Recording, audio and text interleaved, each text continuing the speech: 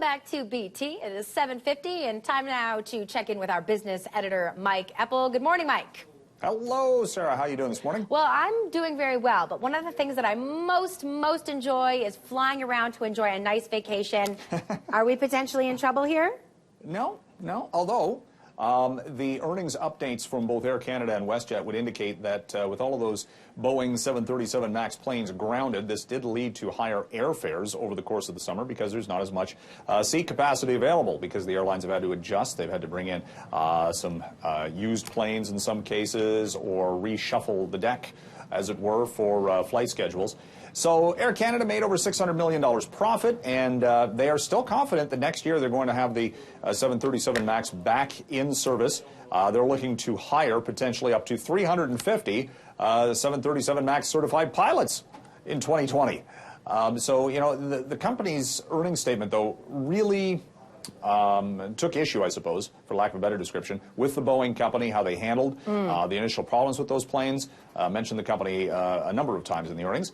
And also over at WestJet, as that company continues to work toward being bought out by Onyx. The third quarter results there, solid, $119 million in profit, second best ever third quarter profit for WestJet. Wow. So, yeah, it's been a good summer for the most part. Used to be, these airlines, you know, for the longest time, they were kind of all over the place with earnings, and that was a global phenomenon. But things have really stabilized here in just the past couple of years after multiple years of restructurings. Well, that makes sense given the general price of airline tickets. It's certainly not cheap.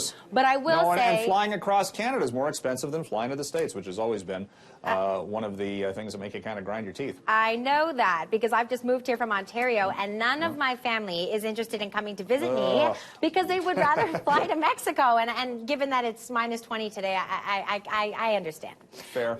Let's talk about Beyond Meat. This pops up, I feel, if not a couple of times a week, every week. Yeah, well, you know, they had their earnings update last evening. They made money for the first time in company history. Okay, that's good. Their sales were up 250%. Excellent. And the stock is down 21%. Oh. Why is that, you may ask? Yeah, why is that?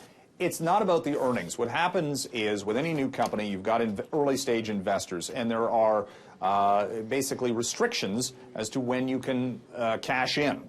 Well, last night, those restrictions were lifted.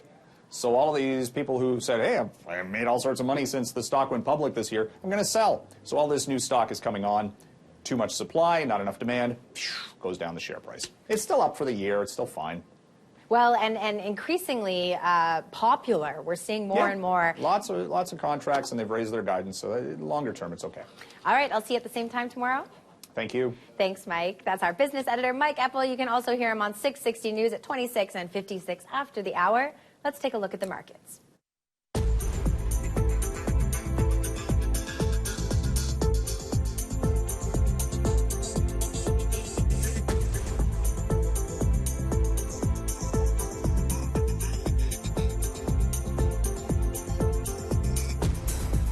This portion of BT is brought to you by 660 News, Calgary's breaking news, weather, and traffic station.